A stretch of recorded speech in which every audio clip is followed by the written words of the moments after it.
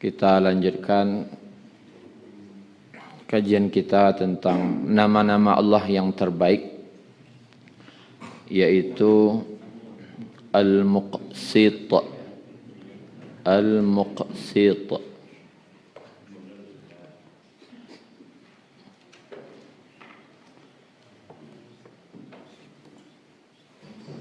Arti awal katanya yaitu Al-Qistu. Artinya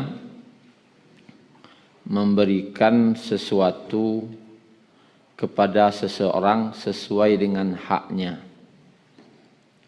Dan pelakunya namanya Al-Muqsit. Orang yang memberikan sesuatu kepada orang lain sesuai hak orang itu namanya Muqsit. Dan ini Bapak Ibu mirip dengan kata adil. Kalau adil apa? Memberikan sesuatu sesuai dengan haknya juga. Namanya juga adil. Tetapi Imam Al-Ghazali menyatakan apa perbedaan antara adil dengan Al-Muqsit? Sama-sama memberikan sesuai haknya atau menempatkan sesuatu pada tempatnya. Sama. Hanya saja Al-Muqsit itu lebih kepada penekanan bagaimana kedua belah pihak ini sama-sama merasa senang.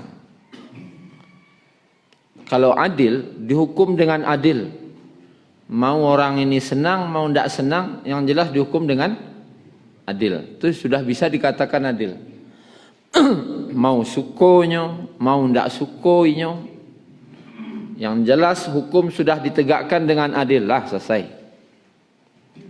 Tapi Al-Muqsit agak alih, lebih halus. Bagaimana dalam penerapan hukum tadi, yang adil tadi, menyenangkan kedua belah pihak. Aku balik kajiannya. Orang basang keto. Kalau sekedar menanya keadilan, maka kita berikan hukum sesuai dengan ketentuannya. Kalau mereka kejadiannya, aku hukumnya, aku caronyo. Tetapi dalam pelaksanaannya bisa jadi yang satu senang, yang satu sedih. Ketika perkara di pengadilan Bapak Ibu, yang ciek galak, yang ciek menangis. Al-Muqsit itu sama-sama senang orang tua dua. Apa caranya? Ini diputuskan di pengadilan kah? Tapi kedua-duanya senang. Barek enggak kajiannya dah? Barek. Apalagi awak yang menjadi nenek mama. Ada masalah kemanakan. Berkaitan lojo warisan. Aku barek kajiannya. Bisa diputuskan, bisa. Tapi bisa enggak seluruh kemanakan kau merasa senang? Aku ya balik kajiannya. Kalau dihukum dengan adil bisa. Enggak ada pikir-pikir ya. Oh nya kata singgu angkahnya tasarah. Nan jaleh. Nan hukum ditegakkan dengan adil bisa. Oh nya suko enggak ketujuh di kemanakan kau tasarah. Bisa. Yang penting kita telah berbuat adil, boleh. Tapi Al-Muqsit itu menghukum yang kedua-dua orang ko sama senang. Aku yo ada istilah orang awaknya tu, yang mendekati bahasa Al-Muqsit itu, atau mailo abuak dalam tapuang, abuak jan putih. Nan puang jan taserak. Ko asli butuh kebijaksanaan benar. Tapi nan hukum tidak dirubah. Apa caranya? Kalau ingin membuat senang sama senang, bagi rato salah bisa. Tapi kau tidak bisa rubah hukum, kau tidak bisa awak rubah. Tapi orang kau tetap senang, apa caranya? Balik nak kajian, Pak. Awak mengiringi kan yang dinya tu. Apalagi ada kasus. Kalau orang Pariaman kasusnya batang karambia. Kalau orang Bukit Tinggi, Kadai. Kalau orang Agam, sawah, parak. Dan itu kadang amuah hendak basapuan gara-gara itu. Dia tu gara-gara awak belum bisa menerapkan yang namanya al-muqsid.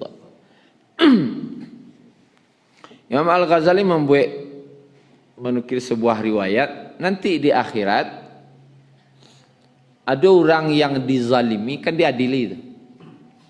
Maka diagihanlah ke orang yang dizalimi ko kebaikan-kebaikan. Maka habislah kebaikan orang ko. Lah di istilahnya diporotinya sadanya. Dikurehna sadanya. Rupanya ada aja kezaliman orang ko leh. Tu orang ko lah pucek. Bako pucek, santale dosa orang ko kawak leh. Lalu karena orang ko dulu inyo babue masih zaman jahiliyah kan gitu. Tapi nyolah tobat di akhir hayatnya. Lah tobat gitu. Nyolah tobat di akhir hayat. Cuman masa lalunya kok banyaknya menzalimi orang. Nah, itulah kira. Apa caranya tuh? Kali masukan orang ko ke neraka nyolah tobat. Kemarin kajanya. Tapi kezalimannya tu dia inyo sesamoinyo, yo harus diselesainya lo berdua. Caronya di akhirat ndak ada pembayi pitih dah, ndak ada dinar, ndak ada dirham. Harus diagihan pahala orang nan lah tobat tadi tu kau orang nan pernah dizaliminya dulu. Waktunya masih jahiliyah. Dek lah habis lo tepat solo dosa orang nan dizalimi kau kadiagihan kai kau. Maka karena Allah tu al-muqsid. Allah surah orang nan dizalimi tadi cuma mencaliak katih Allah. Caliaknya kata. Maka nampaklah ni sarugo yang sabana indah. Dan itu ndak sarugoinyo. Sarugonya ndak serancak tu dah. Sarugo siapa ya Allah? Ada orang nan punya kecil. Bakok sarancak ko bana sarugonyo bisa ambo mendapian yang medeko go cenya. Kecil Allah bisa tapi bayi maharnya kecil.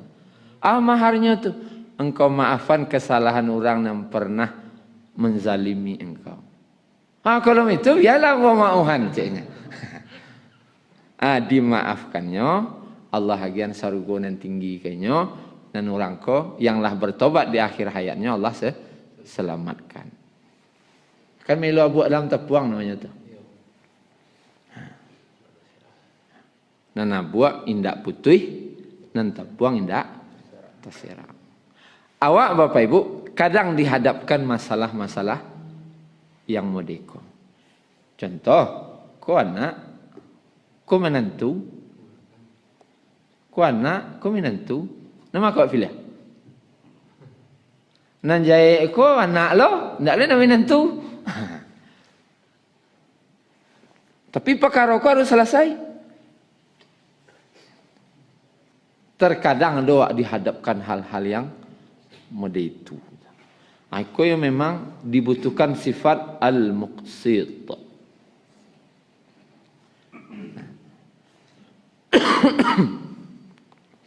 Itu berbedanya dengan kata adil. Kalau adil ya lah ditetapkan hukum sesuai ketentuan lah selesai. Tapi kalau muqsid atau al-qist tidak selesai penetapan hukum saja, tapi bagaimana kedua belah pihak itu merasa senang sama senang. Itu kira-kira bedanya. Kita buka dulu Bapak Ibu surah Ali Imran ayat 18. Ayat 18, a'udzubillahi minasyaitonirrajim. Syahidallahu annahu la ilaha illahu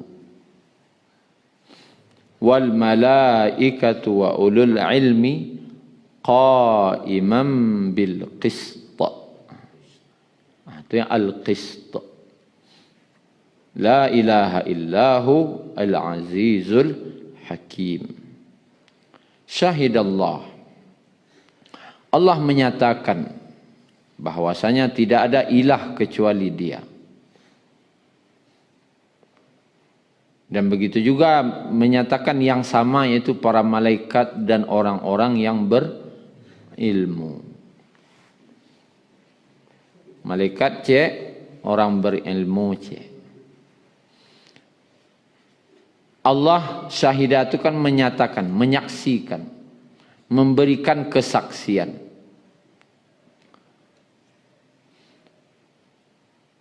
Kalaulah nan punyo itu sendiri nan memberikan kesaksian, maka itu akan jauh lebih kuat dibanding kalau orang-orang saja nan mengecekan.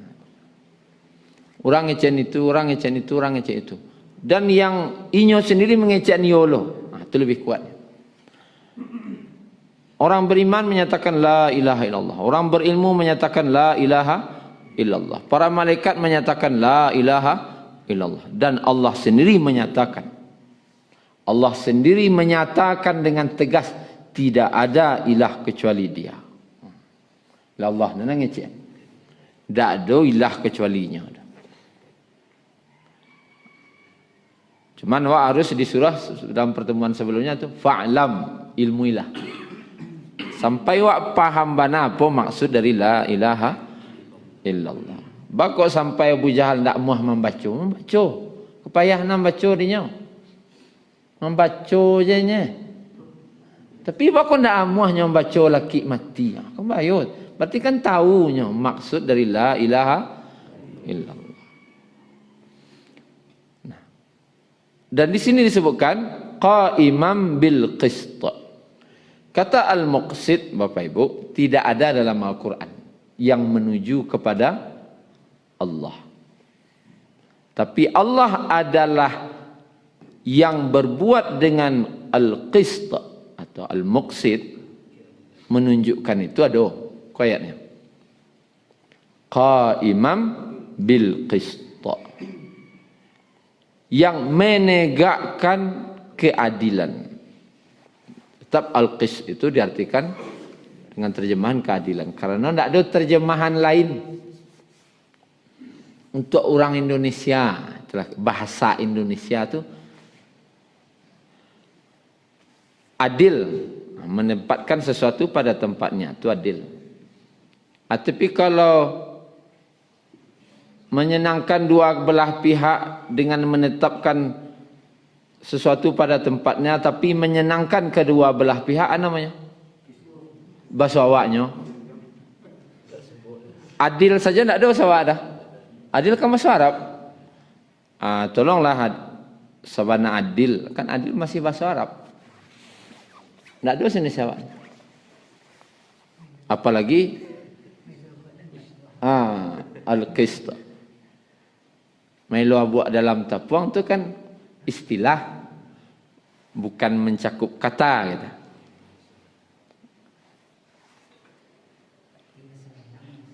Qaiman ini artinya qaiman, bakok pakai tanwin. Dibahas oleh ulama.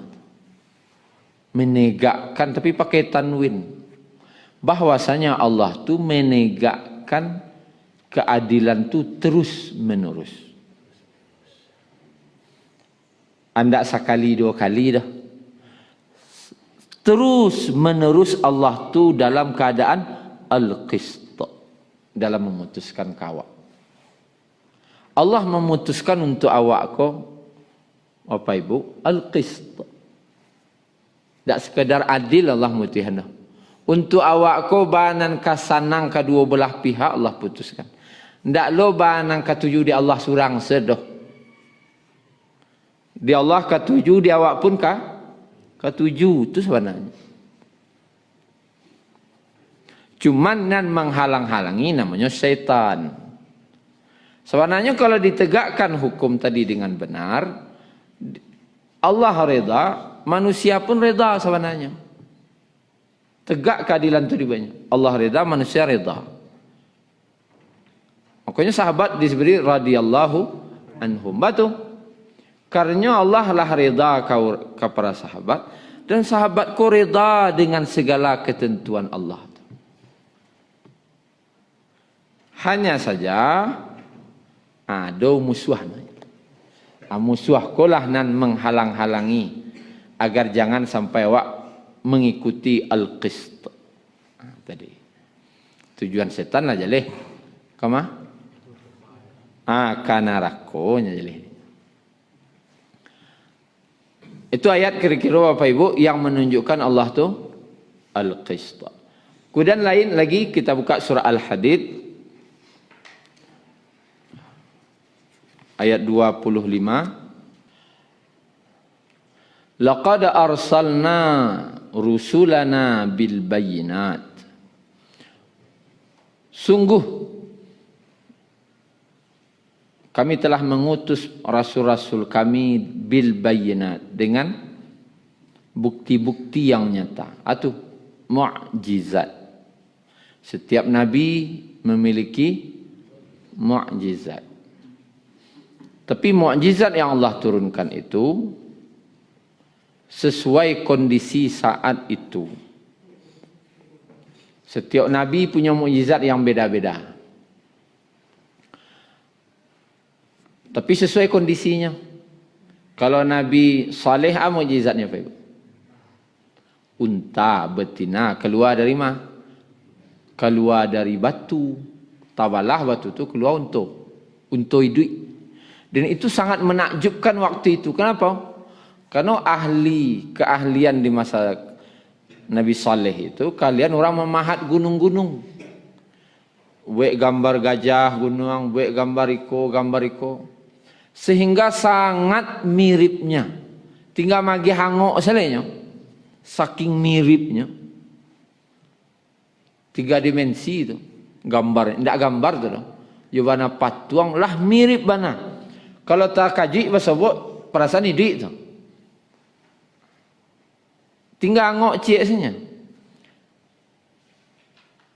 Dan Nabi Saleh lebih pada itu. Hidup keluarnya ni. Itu tak kaji orang sawalik ni.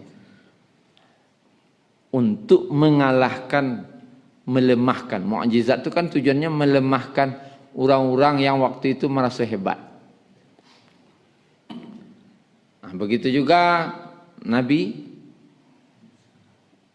Musa, tongkat bisa jadi ular. Karena masa itu banyak tukang sihir. Maka mukjizatnya tongkat bisa jadi ular, tapi bukan sihir. Yo bana ular. Kalau orang ko tali bantu ular, tungkek bantu ular. Dan panjang pembahasan itu sampai ke Nabi Muhammad SAW. Mukjizat terbesar Nabi itu adalah Al-Quran yang tidak terbantahkan sampai hari kiamat. Banyak orang mencuba entahlah, tapi banyak bergelimpangan di jalan, tidak terkalahkan. Yang pakar-pakar bahasa saja sejak zaman Nabi kemenumbangan Al-Quran, 3 ayat sabari Al-Quran itu tidak tertumbangan dia. Ada orang kini tidak tentu bahasa Arab, tidak tentu bahasa. Kemenumbangan Al-Quran lah beliau. Dan ahli pakar bahasa Arab saya tidak bisa lah. Ahli-ahli syair sen angkat tangan. Kedibanding-banding lah Al-Quran jenan lain. Aku tidak bakal lakukan. Itu salah tak pandai. Akan ditantang lo Quran. Tak level. Itu mukjizat. Wa anzalna ma'ahumul kitab. Dan Allah turunkan, kami telah turunkan bersama mereka para nabi itu Alkitab. Adalah kitab-kitabnya. Sampiang mukjizat Allah gihlo al-kitab. Kalau Nabi Muhammad kitabnya tu Al-Quran. Wal mizan. Dan neraca. Mizan ku artinya timbangan. Atau timbangnya apa ibu? Isi dari kitab-kitab itu timbangan. Timbangan ko orang pembeli penjual bilonya sama-sama senang. Kalau pas letaknya sama senang orang. Tapi kalau dihampehnya cing ngalih daging lah. Sarang goyang-goyangnya ru yang kena. Orang nang bali tak senang tu dah. Ya, alun jalih anunya yang kena. Mizan itu memang timbangan yang akan menyenangkan kedua belah pihak. Isi dari kitab itu ada timbangan-timbangan dari kitab yang menyenangkan kedua belah pihak untuk ditegakkan keadilan di antara manusia agar manusia dapat berlaku adil. Di situ liyaquman nasu bil qist. Jadi isi dari Alkitab, Al-Quran itu sebenarnya isi dari Al-Quran itu lah al-qist sadonya. Menyenangkan dua belah pihak. Tidak ada yang menzalimi satu pun. Menyenangkan kedua-duanya. Isi dari Al-Quran, dari kitab. Tidak ada yang menyusahkan siapapun. Taha ma anzalna alaikal Qur'ana litashqa. Taha. Tidaklah kami turunkan Al-Quran itu untuk menyusahkan kamu. Tidak ada gaya Allah ingin menyusahkan awak je Quran kodo. Illa tadhkiratan liman yakhsha. Kecuali hanya sebagai peringatan bagi orang yang takut. Keperingatan saja. Tidak ada untuangnya bagi Allah. Untuk awak untuangnya. Dan tidak dulu kamu nyusahan awak doh. Jangan marah solo Al-Quran ku kalau kerajaan susah awak dinya. Tidak. Menyenangkan awak. Malah ketika umat meninggalkan Al-Quran susah hidupnya. Banyak kerusakan-kerusakan muncul. Sejak bila? Sejak Al-Quran jauh dari hidup. Ketika mandakiklah jauh Quran, senang hidup dia. Makanya Imam Al-Qurtubi menyatakan, Allah utus para nabi. Lalu Allah turunkan kitab. Dan dalam isi kitab tu, tabila ada mizan. Timbangan tadi. Yang abuak jan putih, tapuang jan taserak. Agar ditegakkan di antara manusia. Bakok diutus Nabi ko untuk agar keadilan ko jadi nyata dalam kehidupan. Kalau tidak dalam cerita saya baru. Kalau orang nama ikut ya Nabi ko, keadilan tu menjadi nyata dalam hidupnya. Kalau tidak cerita adil rasanya. Cerita adil. Bahkan saking ngerinya tidak ada keadilan ko dalam kehidupan nyata dah. Nan orang batua bisa nampak salah. Nan salah bisa jadi batua. Bisa. Kenapa? Tidak ada mizannya leh. Timbangan tu tidak ada leh. Timbangannya leh. Jo cuma gadang kawak saja. Sianan gadang baragia, itu nan menang. Seperti dua ekor kucing bertengkar dalam membagi satu potong daging. Datanglah ke Baruak. Oh Pak Baruak, aduh kami baca kak wah, saling mailo daging nan sepotong wah. Tu ba agiahlah keadilan ke kami. Oh kalau nan adil kecek Baruak, ayo bagi duonya. Adi siap kecek kucing. Potong dua lah di baruak tadi, daging tadi. Beletaan di timbangan. Rupanya balik ke sebelah suok. Walabiah kesinian baca caranya tu. Ada cara je. Dia ambil di baruak pisau, rusaknya seketik. Makan lah. Rupanya tak balik lah kemari. Rusaknya lah seketik. Makan lah. Balik lah kemari. Utang lah. Aku ciang lah ni sana. Menunggu-nunggu lah. Bilalah kasamu. Balik timbangan ko. Nang baruak ko cadiak lah. Labiah-labiah lah sahih itu. Alam rasai kucing. Akhirnya wah, tak bisa lah. Bertambah daging muah na. Kalau kakak bagi je, alam basobo anunya lain. Kecil baru. Tu. Kalau tidak ada nabi yang datang, tentu nabi kurang pilihan. Tentu nabi ko yang akan mempraktekkan keadilan kah. Sabana-bana adil kah. Kalau yang mau rih ko ndak nabi doh awalnya, tentu berserak-seraknya. Kini ko alhamdulillah nabi lah mencontohkan kawak. Awak tinggal mangah, mai ikut. Karajo agama ko nak barek dah. Mai riang senyo. Kalau disuruh awak ambil agama ya barek kini lah. Payah. Banyak tantangan ikut semacam. Mai kuik senyo. Lah dulu contohnya, mai kuik saja. Kepayah lo mai riang. Mai riang senyo. Tak payah ke lah. Cuman masalahnya wak dihalang-halangi setan untuk mengiring tadi. Itu kira-kira makna al-qist, Bapak Ibu. Nah, apa contoh dalam Al-Quran wak disuruh untuk al-qist itu, contoh-contohnya kita cek dalam surah Al-Hujurat misalnya. Al-Hujurat ayat 9. Kau perlu doa Al-Hujurat ayat 9 kau. Apa lagi awak mama nini mama ba mama orang kawa atau badat tua anda usahlah jadi hakim. Kalau hakim tu cik bana cik negari. Kalau pengadilan kota Bukit Tinggi cik lo kantor untuk hakim tanya. Tapi awak tanpa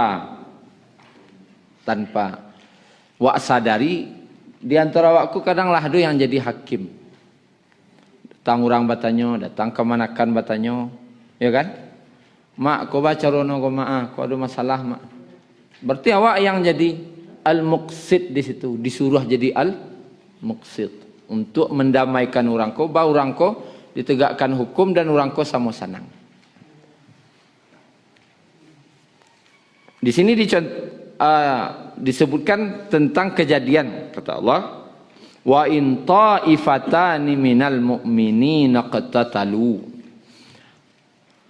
dan apabila dua golongan orang mukmin berperang, baca kaknya dua golongan atau dua orang. Kalau ayat 10-nya kan dua orangnya. Fa aslihu baina akhawaikum, damaikan kedua dua orang atau dua golongan. Di ayat 9 dua golongan, di ayat 10 dua orang macakanya. Bisa jadi nan kawak damaian dua suku cakap wah. Dua suku. Bisa jadi dua orangnya. Atau dua blok.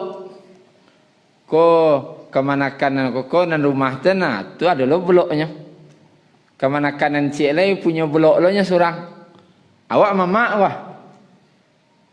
Tentu awak jadi hakim lah. Surah Allah fa aslihu bainahuma, maka damaikan di antara kedua. Lah kalian jangan cakap. Jangan cakap. Didamaikan. Rupanya ndak amuah. Kan ada orang ndak amuah damaian dah. Ya kan? Ndak amuah ya dah. Nyo parang wah. fa in baghat ihdahuma 'ala al-ukhra faqatilul lati tabghi hatta tafi'a ila amrillah. Jika salah satu dari kedua golongan itu berbuat zalim terhadap yang lain, maka perangilah golongan yang berbuat zalim itu sehingga golongan itu kembali kepada perintah Allah. Balik kepada aturan Allah. Nanda amuah ko diparangi. Kalau dawak tu memang lawan tapuaknya. Leleh lah badamayan. Banyak jauhlah. Ya kan? Setelah itu fa'in fa'at. Kok iyo amuahnya balik bailoan. Kembalinya berbaikan. Amuahnya balik lihat. Bailoannya balik. Fa aslihu bainahuma bil adli wa aqsitu. Aku beda. Maka damaikan di antara dua yang bersengketa tadi dengan adil. Dengan adil itu sesuai hukum. Tagaan hukum lu. Pakar orang ku apa? Warisan, karo tanah. Jalihan carunya dulu. Kau secara adilnya. Kau secara adilnya mereka. Kau ketentuan.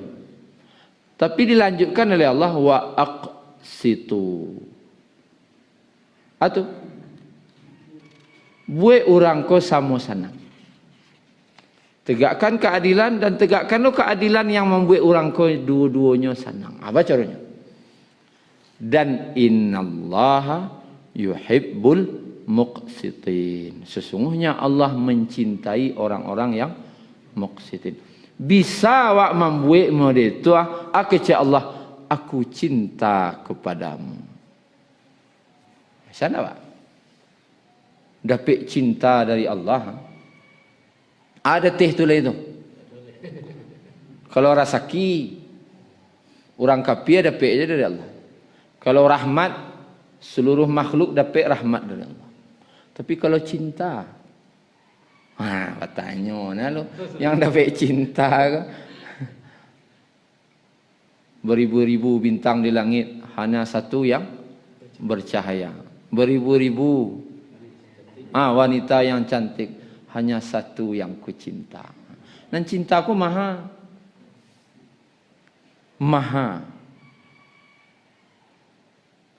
Mampu ada orang macam itu.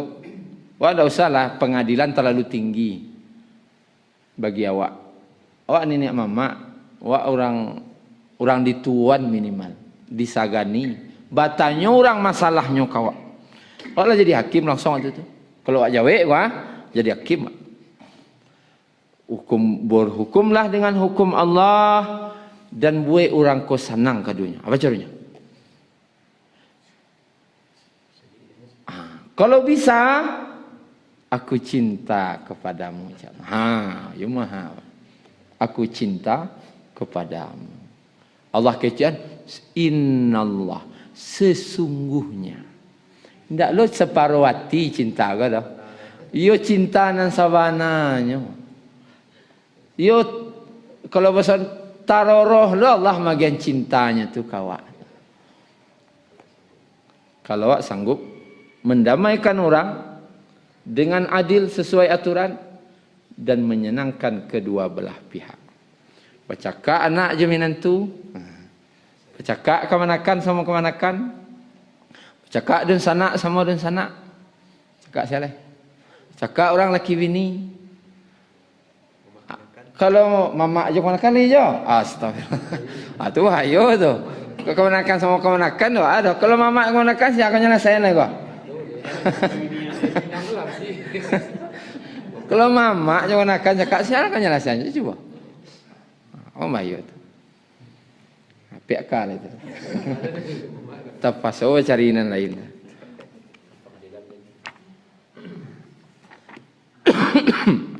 Itu perintah Al-Qist dalam Al-Quran. Kemudian juga kita buka surat, yaitu surat Al-Ahzab. ayat 5.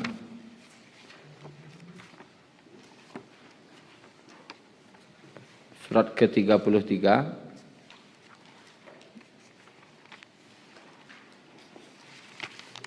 ayat 5 halaman 418. Ud'uuhum li'abaihim huwa aqsatu. Itu yang qist. Huwa aqsatu indallah. Panggillah mereka anak angkat itu dengan memakai nama bapak-bapak mereka. Fa in lam ta'lamu aba'ahum fa ikhwanukum fid dini wa mawalikum. Dan jika tidak tahu siapa nama bapaknya, di Arab tu dulu ada budak-budak Melayan. Ada lo tawanan-tawanan Melayan dan tak tahu siapanya. Anak angkek bahasanya. Baca dialah anak angkek. Maka Allah menyuruh membawa anak angkek tujuh nama apaknya kalau tahu. Kalau tak tahu nama apaknya, baca ronya anak angkek tadi. Bisa mau coba sebut anak di tong sampah. Apaknya tak tahu, amak tak tahu. Bama imbaunya. Awak semagih nama seorang dan tak perlu dia gih binnya. Tak perlu dia gih bin. Ayat ini kan menegaskan tentang kejadian di zaman Nabi Zaid bin Harithah. Zaid bin Harithah ko tinggal jo Nabi saja umur 6 tahun. Umur 6. Sajak keteknya jo Nabi sampai nyo menikah. Dan bagi orang Arab budaya weh. Kalau anak itulah sajak ketek Jawa, itulah dianggap anak awak dalam bentuk kasih sayang. Sehingga namanya dibawa waktu itu Zaid bin Muhammad. Dan itulah tahu orang Arab sabalik.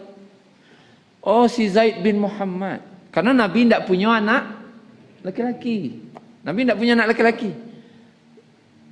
Ya kalau tidak punya anak laki-laki, ada anak laki-laki pasti orang menganggap itulah anak Zaid bin Muhammad. Zaid bin Muhammad. Lalu Allah ingin menegakkan hukum. Itu tadi. Hukum yang akan Allah tegakkan itu anak kandung tak sama dengan anak angkat. Dan Allah menyatakan tak sama antara anak kandung dan anak angkat. Tapi bagi kepala orang Arab, sekadar itunya. Tapi nan perasaan orang Arab kok, perasaan lah gua.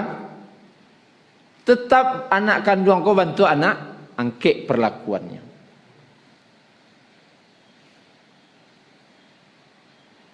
Sehingga kejadiannya adalah kadang jo anak dia inyolah dianggap anak.